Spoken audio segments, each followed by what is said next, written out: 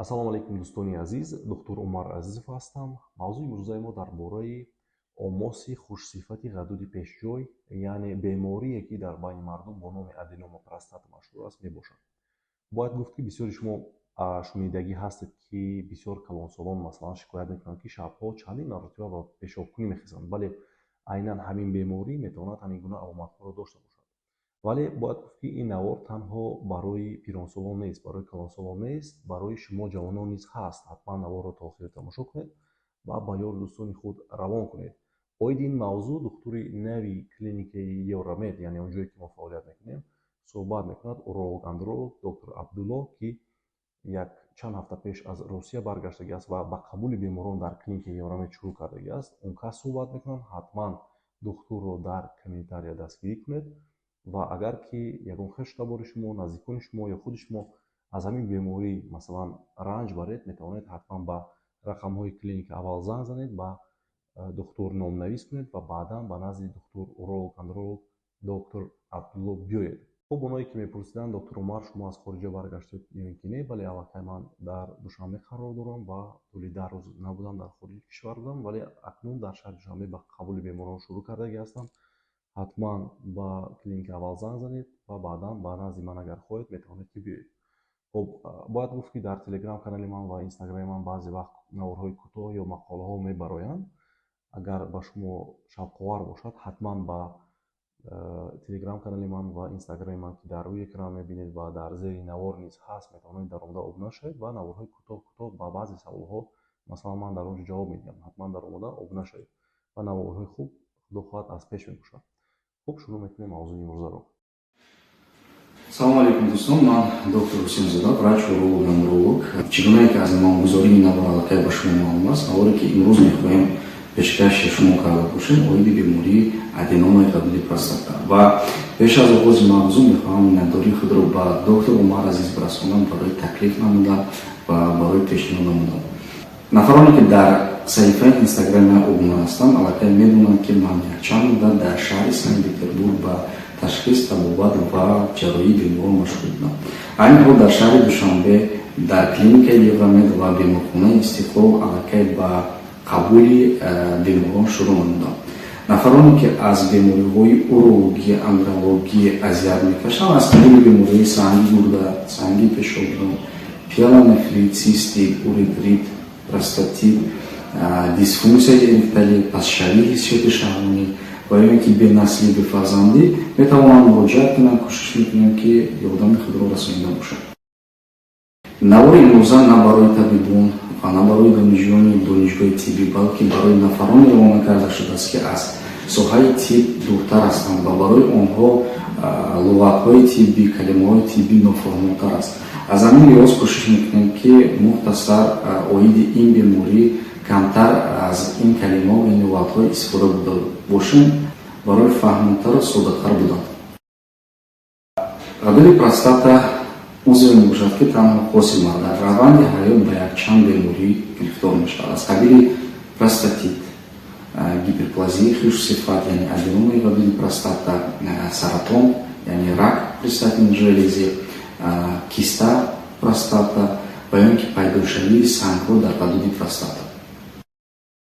ва як чизи муҳим аст ки мехоҳам ба шумо расонам, простатит ин аденомаи ғадуди простата нест. яъне бисёр бемороне ҳастанд ки бемории простатитро ба бемории аденомаи ғадуди простата шабоҳат медиҳад, вале ин тавр нест. яъне вақте ки тағйироти пешоб, мушкилоти пешоб ба вуҷуд меояд, муроҷиат мекунанд, ҳангоми пурсон шудан мегӯянд ки мо простатит дорем, вале дар раванди ташхис ва таҳлилҳо муайян мегардад ки на простатит, балки ба аденомаи ғадуди простата гирифтор шуданд. ба простатит бисёртар ҷавонони то 30-35 сола гирифтор мешаванд, вале ба аденомаи ғадуди простата бошад мардони аз 40-45 сола зиёд ба ин беморӣ гирифтор мешаванд.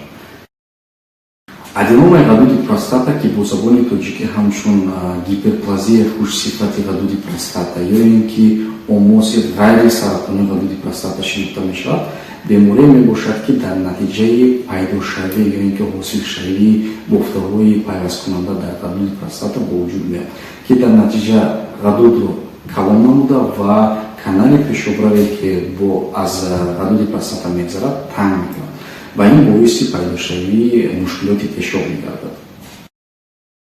Сабабҳое ки ба пайдошавии аденоми ғадуди простата оварда мерасонад бениҳоят зиёд аст ва якчанд сабабҳое аст ки аллакай тасдиқи тиббии худро ёфтанд.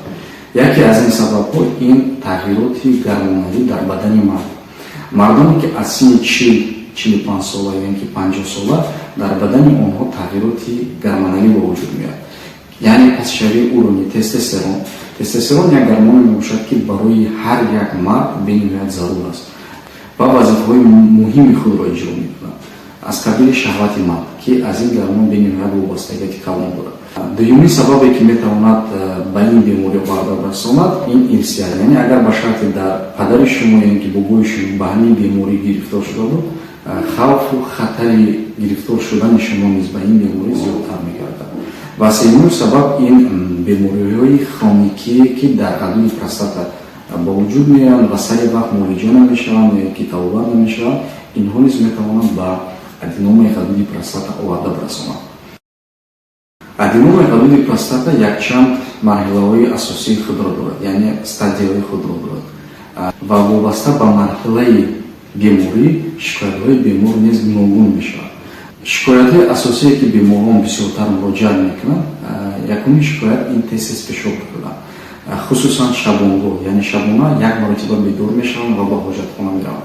Агар ба шарте ки беморӣ сари вақт ташхис гузошта нашавад ё ки табобат карда нашавад, шояд ки ин як маротиба ба 4-5 ҳолатҳое мешавад ки то 8 маротиба, яъне шабонгоҳ бедор мешавад бемор ва ба ҳоҷатхона меравад. Дуюмин шикоят ки бисёртар беморон муроҷиат мекунанд, ин ҳиссиёти боқӣ мондани пешоб, яъне бемор ба ҳоҷатхона меравад, пешоб мекунад, берун мебурад, ҳис мекунад ки пешоб як миқдор боқӣ мондааст. Ва сеюмин шикояте ки бисёртар беморонро азият медиҳад, ин пасшавии фишори пешоб, яъне ҳамон напори пешоб кам мешавад, сус мешавад ва дар баъзе ҳолатҳо чакидани пешоб ва ё ки ба ҳар тараф пошидани пешоб низ мушоҳида карда мешавад. Вақте ки ҳамин шикоятҳоро дар худ мушоҳида кардед, метавонед ки ба табиб уролог муроҷиат кунед. Баъд аз оне ки шумо ба табиб муроҷиат мекунед, барои ташхиси дурустаи гузоштан шумо бояд ки аз якчанд таҳлилу ташхисҳо гузаред. Аз қабили ташхиси ултрасатовии ғадуди простата, таҳлили умуми пешоб, таҳлили умуми хун ва инчунин муоина намудани ғадуди простата тавассути ангушт ки маълумоти бениҳоят зиёд барои табиб медиҳад. ПСА, яъне простат специфический антиген, ин як намуд анализе аст ки барои пешгирӣ намудани бемориҳои саратонӣ, яъне рак равона карда шудааст. Баъд аз оне ки ташхиси дуруст гузошта шуд, вобаста ба марҳилаҳои аденомаи ғадуди простата пешниҳод карда мешавад табобат. Агар ба шарте ки дар шумо ин беморӣ тасодуфан пайдо карда шуд, шояд ки шуморо барои назорат кардан, яъне баъд аз 2 моҳ пас ё 6 моҳ пас ба табиб муроҷиат мекунед ва назорат мекунед. Агар ба шарте ки дар шумо шикоятҳо бошад, табобатҳои пешниҳод мекарда мешавад. Агар ба шарте ки табобат фоида нарасонад, пешниҳод карда мешавад ҷарроҳӣ.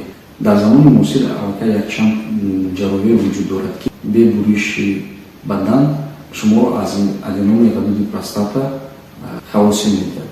Аз қабили тур, яъне трансуретральная резекция тавассути роҳи пешобро дохил шуда ва аденомаи ғадуди простатаро бурида мепартоем, ё ин ки тавассути лазер ки ҳамчун фолият дар урология мешинасем. Умедворам ки ин навод ба шумо каме ҳам бошад фоидаовар буд ва ман фикр мекунам ки ҳар як шахс новобаста аз оне ки дар кадом соҳа кор ва фаъолият мекунад, бояд каме ҳам бошад аз бемориҳо огоҳӣ бояд бошад, чунки пешгирӣ намудани беморӣ ин беҳтару хубтар аст аз табобаташ. Саломат бошед.